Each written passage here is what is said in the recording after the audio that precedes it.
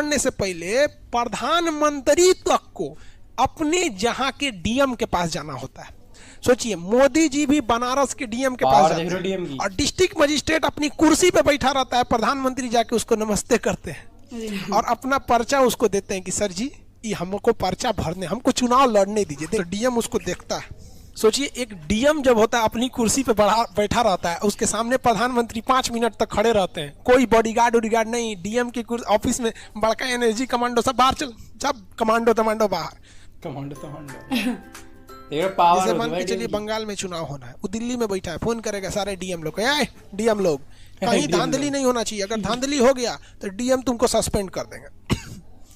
ये इनका इतना पावर होता है कि जिस एरिया में चुनाव हो रहा है उस एरिया का हर एक डिपार्टमेंट को ये आदेश दे सकते हैं, चाहे वो पुलिस डिपार्टमेंट हो, टीचिंग डिपार्टमेंट हो, किसी को भी आदेश दे सकते हैं और डिप्यूट करके भेज सकते हैं। कोई टीचर है उसको कह देंगे इसको छुट्टी दीजिए, राज्य सरकार से कहेंगे, ममता बनर्जी की सरकार है ना, ममता कहेंगे टीचर है छुट्टी दीजिए, इसको भेज दीजिए, सियाही पोतेगा जाके, वहाँ लगा रहे सियाही लगाओ, वहाँ सियाही लगाना पड़ेगा आपको, जाके कहीं से कहीं भेज देगा, किसी को सस्पेंड कर सकता है, किसी का ट्रांसफर कर देता है।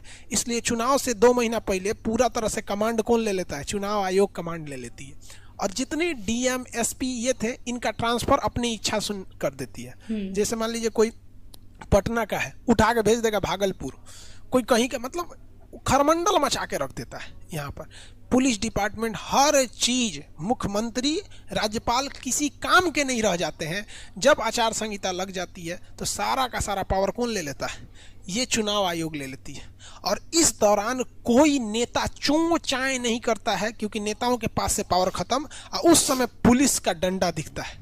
हमारे यहाँ, हमारे हिसाब से लगता है तो हिंदुस्तान में नेता बनने का एक ही काम है, विकास भाड़ में गया, सोचो थाना मैनेज करो, कौन मार किया थाना में फोन कर दो। उनके ऊपर इतना प्रेशर रहता है कि बेचारे काम नहीं कर पाते। और हमें और आपको लगता है कि पुलिस वाले मतलब क्या है, मतलब बिगड़ गए। उनको पता है यार पैसा लेके छोड़ो, नहीं तो नेताजी का फोन आएगा।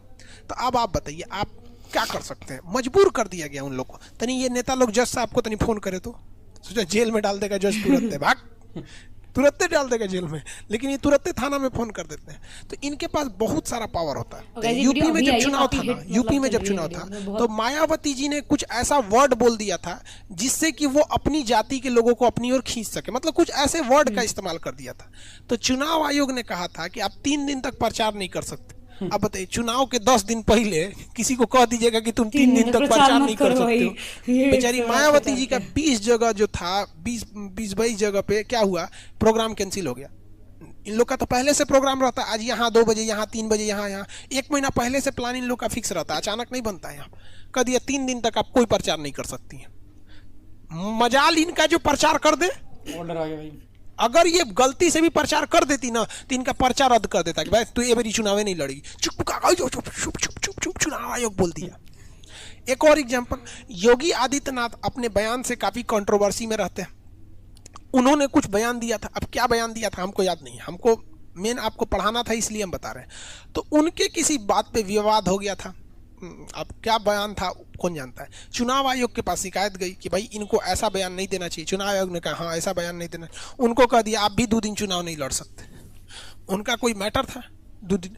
जो योगी जी जो हैं अपने बोल्ड एक्शन की वजह से जाने जाते हैं।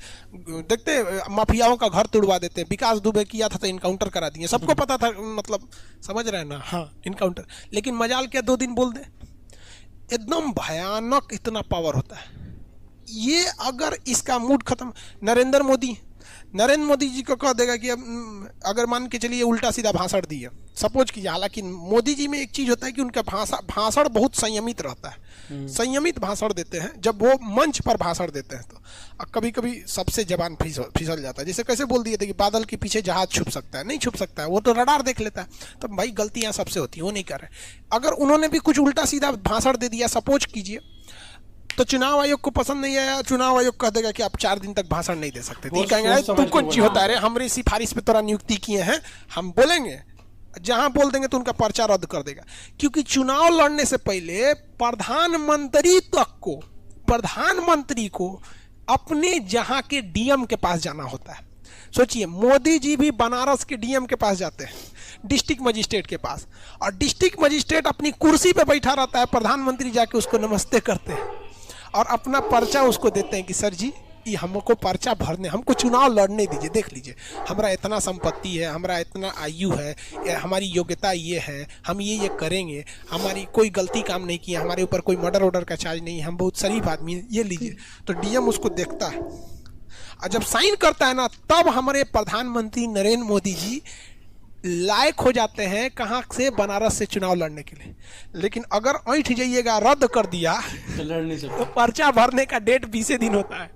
मान लीजिए कि 19वां दिन रद्द कर दिया तो जस्ट जा काम से खत्म। इतना पावर होता है चुनाव आयोग के पास, सोच सकते हैं इतना जबरदस्त पावर। तो आप भी पढ़ाई लिखाई कीजिए, पोस्ट पे बनिए। सोचिए एक डीएम जब होता है अपनी कुर्सी पे बैठा रहता है, उसके सामने प्रधानमंत्री 5 मिनट तक खड़े रहते हैं, कोई बॉडीगार्ड नहीं, डीएम के ऑफिस में बड़का एनर्जी कमांडो सब बाहर चल, सब कमांडो तमांडो बाहर।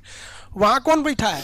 डिस्ट्रिक्ट मजिस्ट्रेट, यूपीएससी, समझ में गया, बैठा है। और वहाँ पे कोई मोदी जी का कोई गार्ड नहीं, वहाँ खुद बैठा है डिस्ट्रिक्ट मजिस्ट्रेट और जिला के मालिक के पास आए। और लोग कहते हैं कि पढ़ के कोई राजा बनोगे। अरे तू नहीं, तुमको ही राजा से कम लग रहा है, मतलब हद है यार। अब राजा से कम लग रहा है कि प्रधानमंत्री 5 मिनट खड़े रहते हैं और फाइल पढ़ रहा होता है, यहाँ पे फाइल करके साइन कर दे देता है। हाँ, वो अलग बात है कि भैया प्रधानमंत्री की इज्जत तो सब लोग करते हैं, लेकिन बात यहाँ ये ईगो की नहीं है, बात ईगो की नहीं है। बात समझिए, आप में से कुछ लोग कहेंगे घमंड, ईगो की नहीं है। ईगो तो दिमाग से निकालिएगा, वरना डीएम तो किस डेगची का मसाला है यार। ईगो ने तो रावण को नाश कर दिया, रावण को नाश कर दिया था ईगो ने। वरना रावण के पास बताइए ना कमी किस चीज की थी? केवल घमंड ज्यादा था, बहुत ज्यादा घमंड था, हम सब कुछ कर सकते। दिक्कत हो गया, चलो छोड़ो यहाँ पे।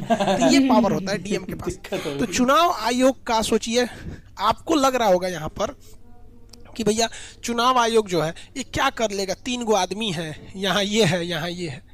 बबुआ एक बात बताओ, तुम इन सबों का पावर तो छोड़ ही दो, इन सबों का पावर छोड़ दो, तुम बस इसका पावर देख लो। डीएम का क्या है कि कुर्सी नहीं देता है प्रधानमंत्री को बैठने के लिए, केवल तब, हमेशा नहीं, केवल तब जब ये चुनाव का पर्चा भराने आते हैं तब खड़ा रहते हैं लेके चुपचाप, और जब दे देता है तो चले आते हैं। आप YouTube पर वीडियो देख लीजिएगा मोदी जी का, जब वो पर्चा भरने गए होंगे, तो हमारी बात मत मानिए, आप YouTube पे वीडियो देखिएगा मोदी जी कब चुनाव में गए, वो अच्छे से इज्जत करते हैं। यार भारत में इस सब में तो कोई दिक्कत नहीं है, सब करता है। मेरा कहने का सेंस है पावर देखो, तो समझ में आ गया डीएम कि चुनाव के टाइम पे किसी का ट्रांसफर कर देता है, किसी को सस्पेंड कर देता है, कोई नेता टांग नहीं लड़ाता है, कोई नेता टांग नहीं। जैसे मान के चलिए आप दरोगा हैं, क्या है, दरोगा हैं, आप नियम है कि 10 गो गाड़ी घूमेगी, 10 ठो गाड़ी में आप प्रचार कर सकते हैं, 10 ठो गाड़ी में प्रचार कर सकते हैं।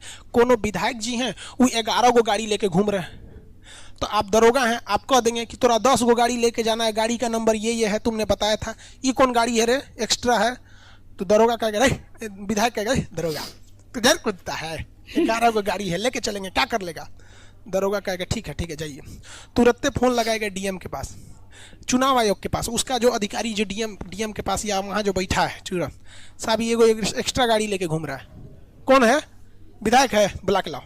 डीएम आके पर्चे रद्द कर देगा, जो अगली बार चुनाव लड़ना तो अगली बार चुनाव लड़ना, जीतने के तो सवाल ही नहीं होता, अगली बार चुनाव लड़ना। इतना भयानक पावर होता है। इसलिए देखते होंगे जब आचार संहिता लगता है ना, तो जितने अधिकारी होते हैं सब गाली सुने रहते हैं, सब उस ससुरा खोज के बदला लेता है, सब आओ आओ यहाँ पर।